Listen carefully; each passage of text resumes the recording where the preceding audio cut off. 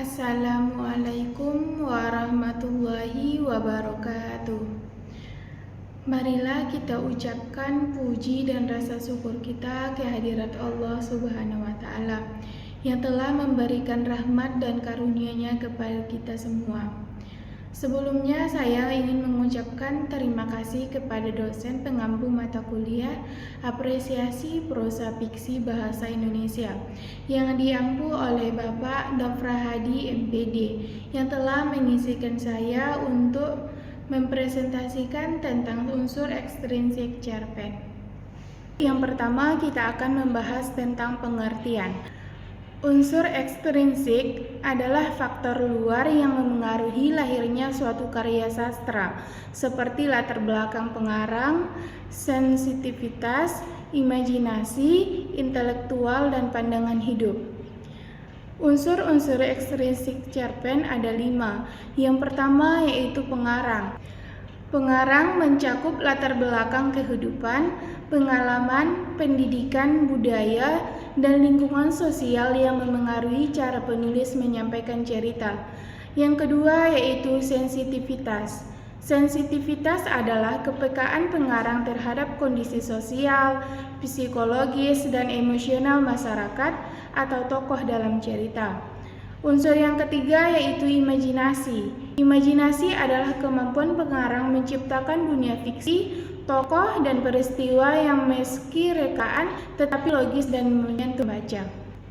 Yang keempat yaitu intelektual. Intelektual merupakan kemampuan pengarang terlihat dalam keadaan ide, refleksi, sosial, dan simbolisme dalam cerita. Unsur yang terakhir yaitu pandangan hidup.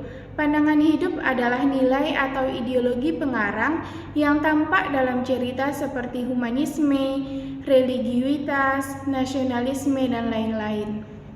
Baiklah, di sini saya sudah menganalisis unsur ekstrinsik cerpen pada cerpen Anak Tanah yang dibuat oleh Ahmad Tohari yang dipublikasikan oleh Kompas pada tanggal 16 Januari 2022. Analisis pertama yaitu tentang pengarang. Cerpen Anak Tanah dikarang oleh Ahmad Tohari. Ia dikenal sebagai sastrawan yang besar di Banyumas, Jawa Tengah. Kehidupannya yang dekat dengan masyarakat pedesaan, nilai-nilai keislaman yang moderat, serta perhatian terhadap kaum kecil yang sangat membentuk karya-karyanya. Dalam cerpen Anak Tanah, latar agraris dan tokoh petani yang tertindas mencerminkan keterlibatan batin Tohari terhadap problem kemiskinan dan ketidakadilan sosial di desa. Analisis yang kedua yaitu sensitivitas. Cerpen ini menunjukkan sensitivitas Tohari terhadap penderitaan kaum tani. Tokoh utama digambarkan penuh kesabaran meski menghadapi perampasan hak atas tanahnya. Empati dan keprihatinan terhadap ketidakadilan agrari dan eksploitasi oleh pihak berkuasa menjadi pusat cerita, menggambarkan kepekaan sosial penulis yang sangat tinggi. Analisis yang ketiga yaitu imajinasi. Dalam cerpen Anak Tanah, Ahmad Tohari menggunakan imajinasi dalam merangkai peristiwa konflik lahan dengan nuansa religius dan spiritualis. Tokoh petani tidak hanya berjuang fisik, tetapi juga spiritual. Imajinasi ini membawa pembaca ke dalam konflik batin dan keyakinan yang mendalam, menciptakan suasana yang kuat secara emosional dan filosofis. Yang keempat yaitu tentang intelektual. Dalam cerpen Anak Tanah, menyuguhkan refleksi mendalam tentang keadilan, hak milik, dan martabat manusia.